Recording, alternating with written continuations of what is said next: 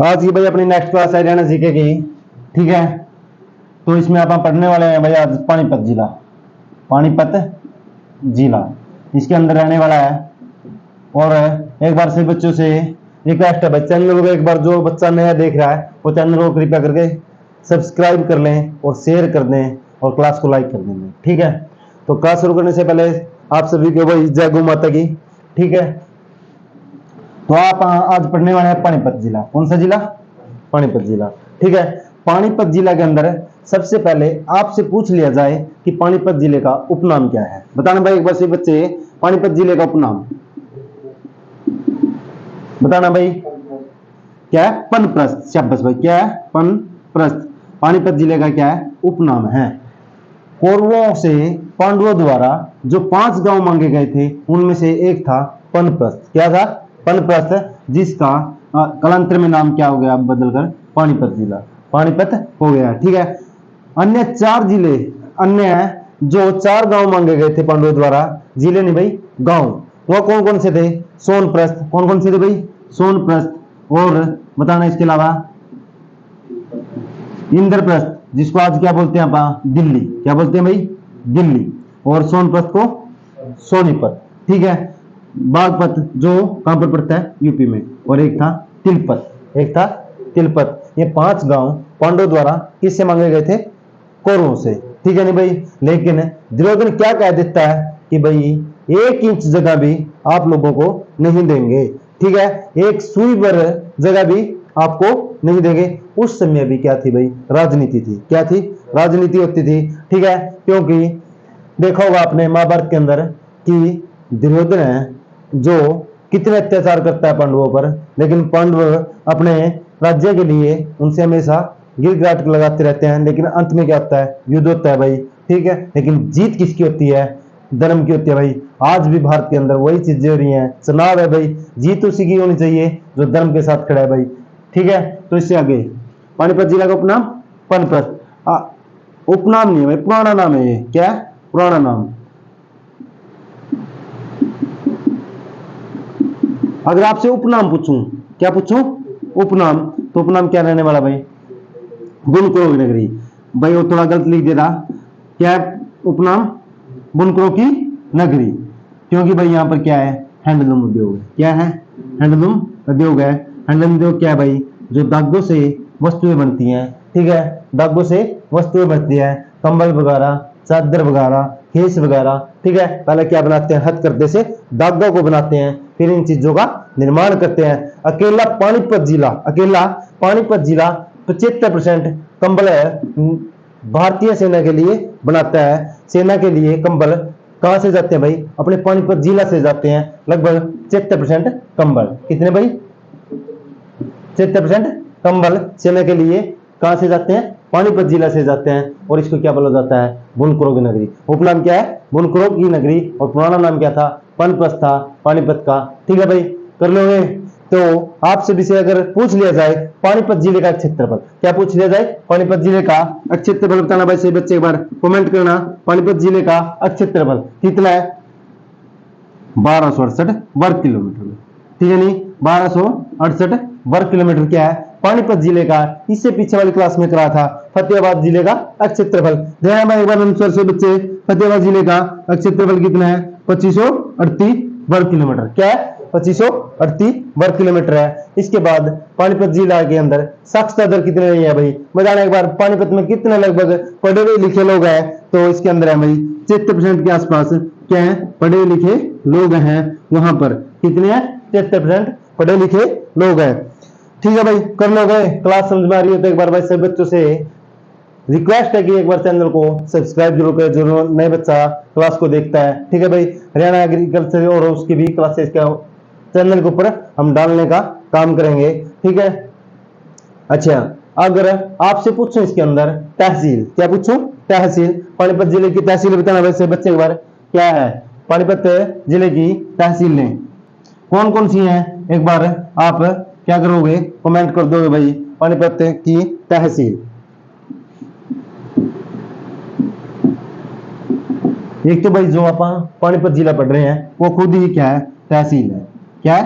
तहसील है। उसके बाद बताना भाई समालखा। स्मलखा, उसके बाद भाई इसराना, क्या है इसराना, और एक क्या है बापोली, क्या है बापोली, ठीक है बापोली, ठीक है बापोली।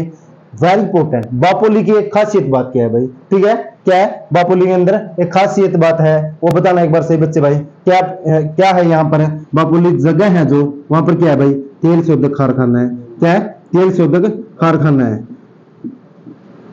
बापोली कारखाना, बापोली के अंदर क्या है तेल शोधक कारखाना है, ठीक है। ये क्वेश्चन भाई एचएससी ने पूछ लिया है कि तेल शोधक कारखाना पानीपत में कहां पर है, तो उसका आंसर रहने वाला है भाई बापोली के अंदर है, ठीक है। अगर आपसे एचएससी पूछे तेल शोधक कारखाना जो बापोली के अंदर है उसकी स्थापना कब हुई, तो आप आंसर क्या दोगे भाई, देना एक बार आंसर सही बच्चे कमेंट करना भाई, उसकी स्थापना कब हुई, तो उसकी स्थापना कब हुई थी भाई 1980 के अंदर हुई थी, कब हुई थी 1980 के अंदर हुई थी, जो बापोली तहसील है पानीपत जिले की, ठीक है। और एक बात और बताना बच्चे, इस राणा क्या की खासियत बात क्या है, इस राणा में क्या है भाई, इस राणा से कौन सा क्वेश्चन है एचएससी ने पूछा था, उसका आंसर देना एक बार से बच्चे कमेंट करके भाई। तो इस राणा से पूछा गया था पानीपत जिले की आरक्षित सीट कौन सी है, तो भाई वही है इस राणा, कौन सी है भाई इस राणा आरक्षित सीट है, ठीक है कर लो भाई। उप मंडल पूछे तो पानीपत, स्मारका, इसराना और बापोली है,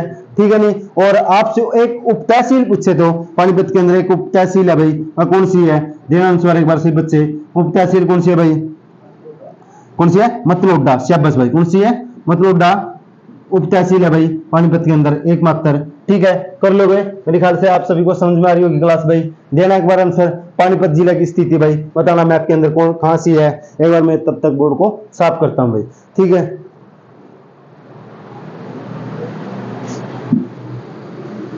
कर दी भाई साफ, नहीं भाई वो लोकसभा के अंदर है, ठीक है नहीं लोकसभा के अंदर दो आरक्षित सीट हरियाणा के अंदर, वो है एक अंबाला, ठीक है अंबाला, और कौन सी है दूसरी सिरसा, ठीक है नहीं सिरसा। और अंबाला से जो बीजेपी के उम्मीदवार है वो है बंतो कटारिया, ठीक है पहले होते थे भाई रतनलाल कटारिया, उनकी मृत्यु होने के बाद क्या होना है अंबाला से अब उनकी धर्मपत्नी है बंतो कटारिया, और कांग्रेस की तरफ से हैं वरुण चौधरी, ठीक है। सिरसा से हैं शैलजा कुमारी, और बीजेपी के हैं अशोक तंवर, ये दो आरक्षित सीट है हरियाणा के अंदर, ठीक है। और अन्य पार्टी के भी उम्मीदवार हैं भाई, ठीक है।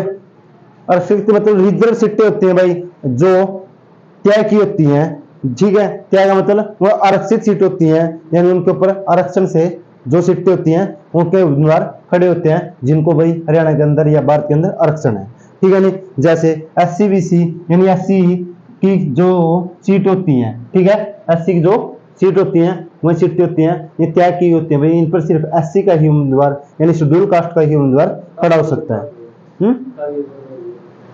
वो गोत्र मिलते रहते हैं आपस में, ठीक है।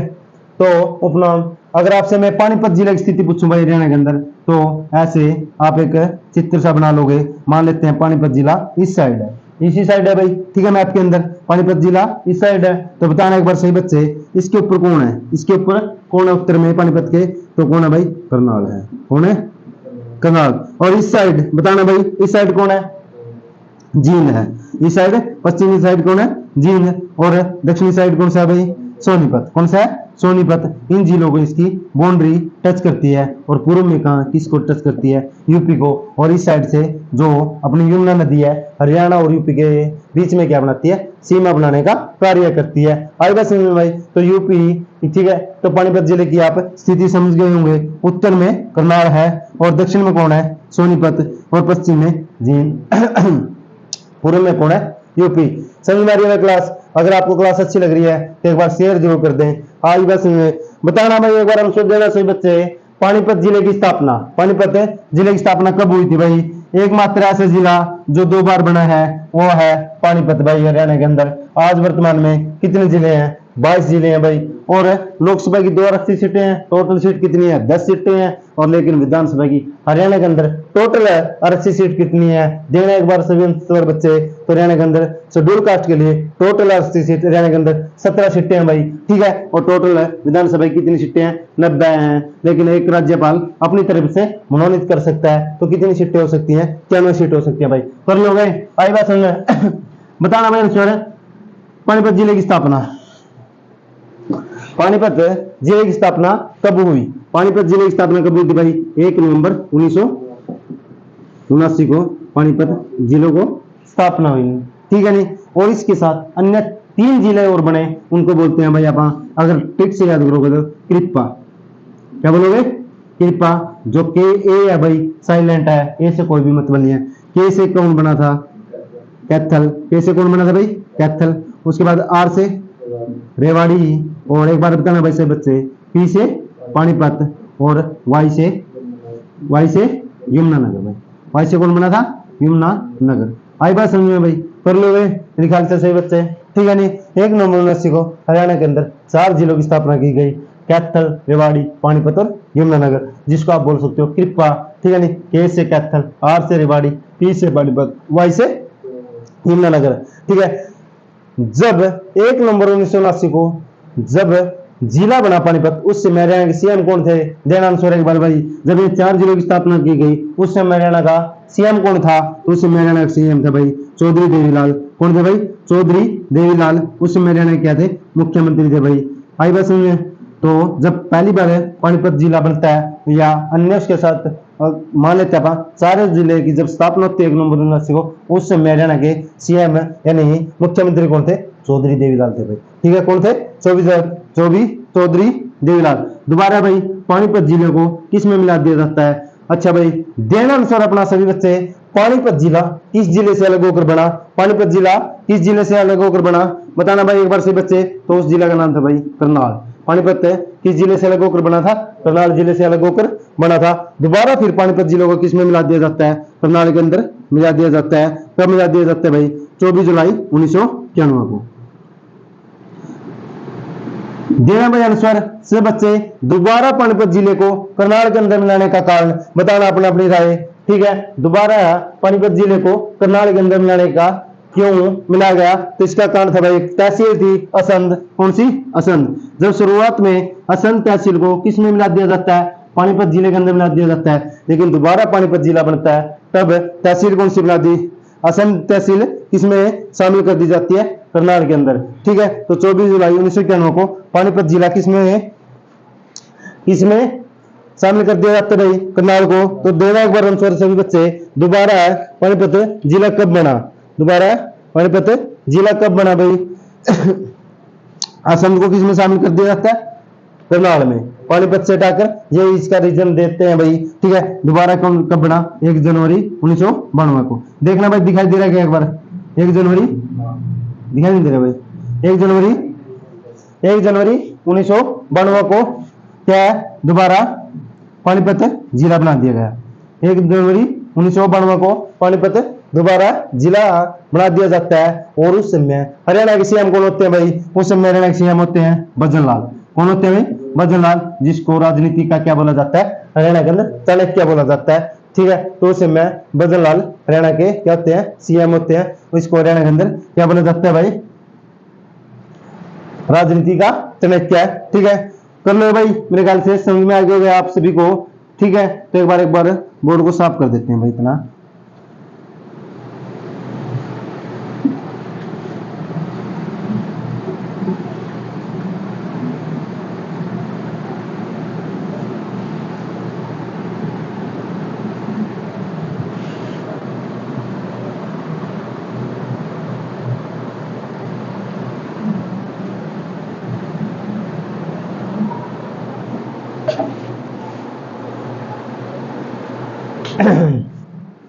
तो इतनी क्लास है, आप सभी को समझ में आ गई होगी, ठीक है। यानी पानीपत दोबारा कब बना? 1 जनवरी 1992 का। बताना एक बार भाई सब बच्चे, पानीपत के तीनों युद्ध कब कब लड़े गए? देना आंसर एक बार। पहला युद्ध कब होता है भाई? बताना एक बार। 21 अप्रैल 1526 ईस्वी को कब होता है? पहला युद्ध होता है भाई पानीपत का 21 अप्रैल 1526 को। देना आंसर एक बार, किस किस के बीच में पहला युद्ध लड़ा जाता है भाई? पहला युद्ध कब कब लड़ा जाता है? देना एक बार आंसर भाई। 21 अप्रैल 1526 को क्या होता है? पहला युद्ध होता है। किस किस के बीच में? बाबर व इब्राहिम लोधी के बीच में भाई, बाबर व इब्राहिम लोदी के बीच में पानीपत की पहली लड़ाई होती है और इब्राहिम लोदी लोदी उसके अंतिम शासक थे भाई, ठीक है। और इसमें विजय किसकी होती है? बाबर इसमें जीत जाता है और इब्राहिम लोदी की इस युद्ध में हत्या हो जाती है और इस हत्या होने के बाद इब्राहिम लोदी की जो कब्र है वो पानीपत में ही बना दी जाती है भाई। तो इसीलिए बोला जाता है इब्राहिम लोदी का मकबरा कहां पर है? इब्राहिम लोदी का मकबरा कहां पर है? मकबरा पानीपत में भाई, मकबरा कहां पर है? पानीपत में, ठीक है। कर लो मेरे ख्याल से भाई, आई बात समझ में। तो पानीपत का पहला युद्ध 1526 में बाबर व इब्राहिम लोदी के बीच में, बाबर इसमें जीत जाता है और इब्राहिम लोदी इसमें हार जाता है और उसके हत्या होने के बाद वहीं दफना दिया जाता है और इब्राहिम लोदी का मकबरा कहां पर है? पानीपत में। और बाबर इस जीत की खुशी में क्या बनाता है भाई? बाबर अपनी इस जीत की खुशी में जो इनकी पत्नी थी उनका नाम क्या था? काबुली। क्या था? काबुली के नाम पर काबुली बाग, ठीक है, कि काबुली बाग मस्जिद की स्थापना करता है भाई। कौन करता है? बाबर। तो काबुली बाग मस्जिद कहां पर है? पानीपत के अंदर है। कहां पर है? पानीपत के अंदर। जो कौन बनाता है? बाबर बनाता है। कब बनाता है? पहले युद्ध के बाद, ठीक है, उसकी खुशी में, ठीक है। कर लो भाई मेरे ख्याल से। तो बताने एक बार से बच्चे, पानीपत के अन्य दो युद्ध और हरियाणा में लड़ता है बाबर भाई। देना आंसर कौन कौन से हैं? एक तो भाई 1527 में ईस्वी में किसके साथ? हसन खां मेवाती के साथ, ठीक है। और इसमें कौन जीत जाता है भाई? बाबर जीत जाता है। कौन जीत जाता है? बाबर। और हसन खां मेवाती इसमें हार जाता है। और हसन खां मेवाती, अगर आपसे पूछ लिया जाए हसन खां मेवाती, हसन खां मेडिकल कॉलेज कहां पर है भाई?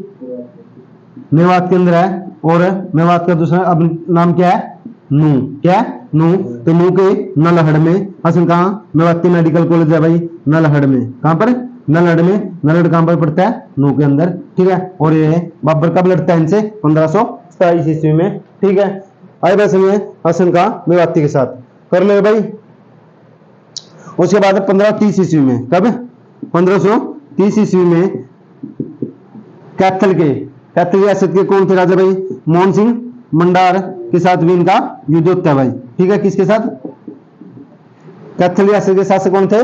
मोहन सिंह मंडार। उनके साथ भी 1530 ईस्वी में किसका युद्ध होता है? बाबर का। तो बाबर ने दो युद्ध भी इनके लड़ता है भाई, ठीक है, हरियाणा के अन्य दो व्यक्तियों के साथ। तो बताना भाई एक बार अनुस्वर से बच्चे, पानीपत का दूसरा युद्ध, पानीपत का दूसरा युद्ध कब हुआ? देना अनुस्वर।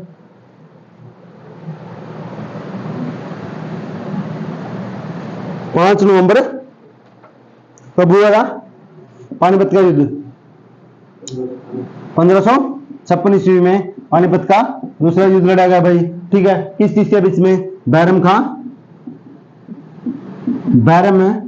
व हेमू के बीच में। किसके बीच में? बैरम खां व हेमू के बीच में यह युद्ध लड़ा गया भाई 1556 ईस्वी में, पानीपत का दूसरा युद्ध। देना आंसर भाई, कौन इसके अंदर युद्ध जीत जाता है और बैरम खां किसकी तरफ से यह लड़ रहा था? तो भाई बैरम खां अकबर का क्या था? सेनापति था भाई। किसका?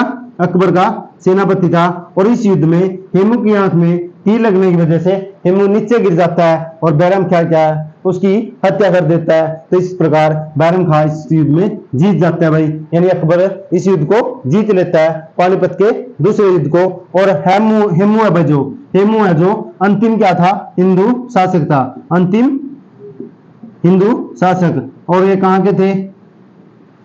रेवाड़ी के भाई। कहां के थे? रेवाड़ी से हेमू, ठीक है, रेवाड़ी, ठीक है। कहां से थे? रेवाड़ी से। और अंतिम हिंदू शासक था। देने एक बार से बच्चे आंसर, हेमू कब तक, कितने दिन तक, जब बैरम खां से पहले शासक था दिल्ली का, कितने दिन तक रहता है भाई? देना आंसर। तो हेमू दिल्ली का शासक था, अंतिम हिंदू शासक था, तो 29 दिन तक यह गद्दी पर बैठता है भाई। कितने दिन तक? 29 दिन तक यह गद्दी पर बैठता है। बताना एक बार से बच्चे, हेमू को कौन सी उपाधि दी गई थी भाई? हेमू को कौन सी उपाधि दी गई थी? विक्रमादित्य की। किसकी? विक्रमादित्य की। तो इसको बोला जाता था हेमचंद्र विक्रमादित्य। क्या बोला जाता था? हेमचंद्र विक्रमादित्य। हेमचंद्र विक्रमादित्य, इसको क्या बोला जाता है भाई? हेमू को बोला जाता था। ठीक है, और इसको कौन सी उपाधि मिली थी? विक्रमादित्य की अंतिम हिंदू शासक था। कितने दिन रहा है दिल्ली पर शासक? 29 दिन तक। ठीक है, इसके बाद देना आंसर भाई। अंतिम पानीपत का युद्ध यानी पानीपत की तीसरी लड़ाई भाई। पानीपत की तीसरी लड़ाई कब हुई? कर दे भाई साहब। पानीपत की तीसरी लड़ाई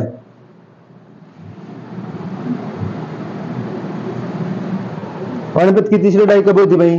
14 जनवरी 1761 को भाई। 14 जनवरी 1761 ईस्वी में पानीपत का तीसरा युद्ध हुआ भाई। पानीपत का तीसरा युद्ध कब हुआ? 14 जनवरी 1761 में। किन किन के बीच में? मराठों का, मुगलों के बीच में। मुगलों की तरफ से कौन था भाई? अहमद शाह अब्दाली। अहमद शाह अब्दाली।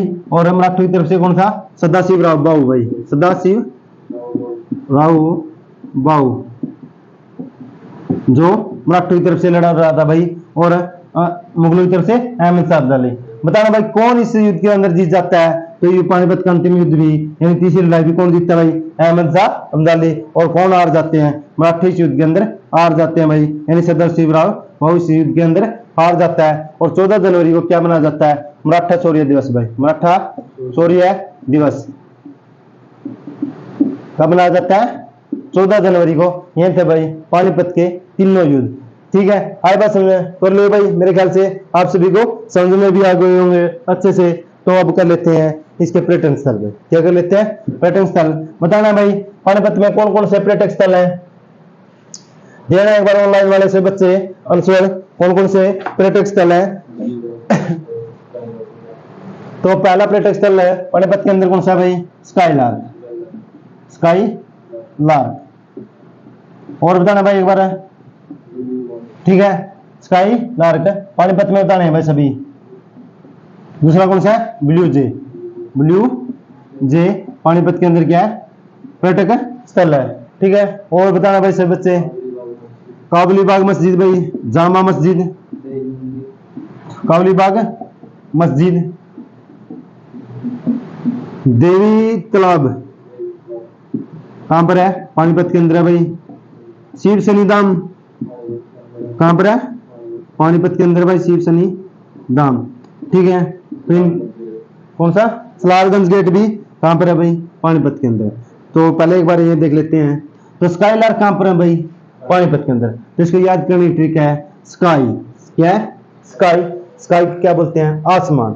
आसमान कैसा होता है भाई? अगर आप देखते हैं तो कैसे दिखाई देता है? नीला दिखाई देता है। तो पानी का रंग भी कैसा होता है भाई? लगभग नीला ही होता है। तो पानीपत में क्या है? स्काई लार्क है। उसके बाद ब्लू जे। ब्लू जे, ब्लू मतलब नीला। नीला क्या होता है भाई? पानी होता है। तो इसको याद रखोगे, ब्लू जे कहां पर है? पानीपत के अंदर है। ठीक है नहीं? ब्लू जे कहां पर है? पानीपत के अंदर है। ठीक है, लेकिन ब्लू बर्ड पूछे आपसे, ब्लू बर्ड पूछे, ब्लू बर्ड कहां पर है भाई? हिसार में है। ब्लू बर्ड कहां पर है? हिसार के अंदर है भाई। ठीक है, तो अगर ब्लू जे पूछे तो कहां पर है? पानीपत में। आई बात समझे भाई? मेरे ख्याल से कर लोगे। काबुली बाग मस्जिद किसने बनवाई थी? बाबर ने। पानीपत की फर्स्ट लड़ाई के बाद रानी काबुली मुर्मत की याद में। देवी तालाब कहां पर है? पानीपत में भाई। शिव शनि धाम, जिसको क्या बोलते हैं? दादा पोता मंदिर बोलते हैं। दादा पोता मंदिर भी बोला जाता है। तो भाई एक क्वेश्चन पूछ रहा, दादा पोता मंदिर कहां पर है? तो ये है भाई पानीपत के अंदर है। कर लो पाथरी देवी का मंदिर। पाथरी देवी का मंदिर, ये बोल रहे भाई। पाथरी देवी का मंदिर भी कहां पर है? पाथरी देवी मंदिर पानीपत में। कहां पर है? पाथरी देवी मंदिर भी कहां पर है? पानीपत में। जहां पर क्या था? यक्ष और युधिष्ठिर का संवाद हुआ था। यक्ष और युधिष्ठिर का क्या हुआ था भाई? यहां पर संवाद यानी चर्चा। ठीक है, कर लो भाई। यक्ष युधिष्ठिर का संवाद कहां पर हुआ? पाथरी देवी मंदिर में। ठीक है, और पाथरी देवी मंदिर कहां पर है? पानीपत जिले के अंदर है। देना आंसर भाई। और क्या बच गया है? मुकरब खान का मकबरा। किसका भाई? मुकरब खान का मकबरा। ये भी एक बार एचएससी ने पूछा था। ठीक है, एक बार एचएससी ने पूछा था। युधिष्ठिर कर ली भाई इसको। मुकरब खान का मकबरा। मुकरब खान का मकबरा। मुकरब खान का मकबरा। हाँ, मुकरब खान का मकबरा कहां पर है भाई? पानीपत के अंदर है। ठीक है, अल्ताफ ये शायर थे भाई, अल्ताफ हुसैन हाली का मकबरा भी कहां पर है? अल्ताफ हुसैन अली का मकबरा कहां पर है भाई? ये भी कहां पर है? पानीपत के अंदर है। तो देना आंसर भाई एक बार से बच्चे। अल्ताफ हुसैन अली का जन्म कब हुआ? यह एचएससी ने पूछा था। अल्ताफ हुसैन अली कहां के थे? पानीपत के थे। कब हुआ इनका जन्म भाई? इसका जन्म हुआ था 1837 ईस्वी में। कब हुआ था? 1837 ईस्वी में। और 1914 में क्या हुई थी? इनकी मृत्यु हो गई थी भाई अल्ताफ हुसैन अली की। आई बात समझ में भाई? कर लो भाई। अगर आपसे पूछे अल्ताफ हुसैन अली किसके शिष्य थे? मिर्जा गालिब के। किसके थे भाई? मिर्जा गालिब के। मेरे ख्याल से क्लास सभी को समझ में आ रही होगी। यानी मुकरब खान का मकबरा कहां पर है? पानीपत में। अल्ताफ हुसैन अली का मकबरा पानीपत के अंदर है। और इनका जन्म 1837 ईस्वी में होता है और मृत्यु 1914 के अंदर होती है। मिर्जा गालिब के क्या थे? शिष्य थे भाई। क्या थे? शिष्य थे। कर लो, मेरे ख्याल से आप सभी को समझ में आ रहा होगा। हाफिज 40 का मकबरा, हाफिज 40 का मकबरा कहां पर है? पानीपत जिले के अंदर है। कहां पर है भाई? हाफिज 40 का मकबरा भी कहां पर है? पानीपत जिले के अंदर है। हाफिज 40 का मकबरा कहां पर है भाई? हाफिज 40 का मकबरा देना एक बार से बच्चे आंसर कहां पर है? हाफिज 40 का मकबरा भी पानीपत जिले के अंदर है। देना एक बार आंसर भाई। एक गेट है पानीपत के अंदर, उस गेट का नाम क्या है? उस गेट का नाम है भाई सलारगंज। सलारगंज गेट कहां पर है भाई? पानीपत जिले के अंदर है। ठीक है, कहां पर है सलारगंज गेट? पानीपत। अगर आपसे पूछो इसका अन्य नाम, सलारगंज गेट का अन्य नाम था ना, एक बार से बच्चे सलारगंज गेट को अन्य किस नाम से पुकारा जाता है? तो ये ऐसे भी आ सकता है भाई, त्रिपोलिया दरवाजा कहां पर है? तो त्रिपोलिया दरवाजा और सलारगंज गेट एक ही बात है भाई। तो त्रिपोलिया दरवाजा भी कहां पर है? पानीपत में, जो सलारगंज गेट का दूसरा नाम है, अन्य नाम है। मेरे ख्याल से सभी कर लो भाई, क्लास समझ में आ रही होगी। ठीक है, एक बार साफ कर देते हैं। ये थे पर्यटक स्थल भाई यहाँ के। ठीक है, अच्छा भाई, उद्योग कृत्रिम रबड़ संयंत्र, कृत्रिम रबड़ संयंत्र कहां पर है भाई? पानीपत जिले के अंदर है। कृत्रिम रबड़ उद्योग बताना भाई, यहाँ पर कौन कौन से हैं? कृत्रिम रबड़ संयंत्र कहां पर है? पानीपत जिले के अंदर है। कहां पर है कृत्रिम रबड़ संयंत्र? कृत्रिम मतलब भाई मानव निर्मित चीजें जो मानव के द्वारा बनाए जाते हैं। यानी कृत्रिम रबड़ संयंत्र कहां पर है? पानीपत के अंदर है। सल्फर प्लांट भाई, सल्फर प्लांट भी कहां पर है? पानीपत जिले के अंदर है। अमोनिया प्लांट भाई, अमोनिया प्लांट भी कहां पर है? पानीपत जिले के अंदर है भाई। ठीक है, आए बात समझ में। कृत्रिम रबड़ संयंत्र, सल्फर प्लांट, अमोनिया प्लांट, ये तीनों कहां पर है? पानीपत जिले के अंदर है भाई। आप सभी को क्लास समझ में आ रही होगी भाई। ठीक है, अगर आपसे पूछूं तो एक यहां पर है नेत्रहीन, नेत्र वयस्क प्रशिक्षण केंद्र भाई। बातें कम करते हैं भाई, आपको क्वेश्चन ज्यादा देने की कोशिश करते हैं और कंटेंट भी ज्यादा देने की कोशिश करते हैं और कम समय में। ठीक है, तो एक बार से बच्चों से रिक्वेस्ट है, एक बार क्लास को शेयर जरूर कर देना भाई। नेत्रहीन वयस्क प्रशिक्षण केंद्र कहां पर है? पानीपत जिले में। कहां पर है? पानीपत जिले के अंदर है। नेत्रहीन वयस्क प्रशिक्षण केंद्र पानीपत जिले के अंदर है। ठीक है, यानी नेत्रहीन वयस्क मतलब, नेत्रहीन वयस्क का मतलब भाई जो बच्चों की रोशनी गई है बिल्कुल आंखों की, उनके लिए प्रशिक्षण कहां पर दिया जाता है? पानीपत जिले के अंदर दिया जाता है। यहाँ पर एकमात्र अनाज बैंक, यानी हरियाणा में एकमात्र अनाज बैंक कहां पर है भाई? पानीपत जिले में। अनाज बैंक भी कहां पर है? पानीपत जिले के अंदर है भाई।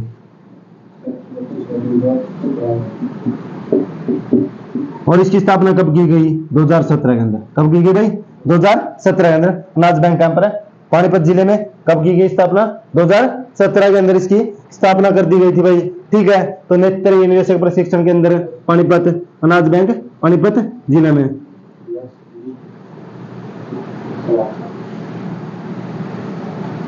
और बता दिया भाई, यक्ष युधिष्ठिर संवाद कहां पर हुआ था? पाथरी गांव में। कहां पर? पाथरी गांव में। ठीक है, उसके बाद आप देख लो नीरज चोपड़ा भाई। कौन? नीरज चोपड़ा किस चीज के खिलाड़ी है भाई? बल्ला फेंक के, बल्ला फेंक के खिलाड़ी है नीरज चोपड़ा। और इन्होंने ओलंपिक गेम में क्या जीता है? स्वर्ण पदक। क्या जीता है? Gold medal. क्या बोलोगे?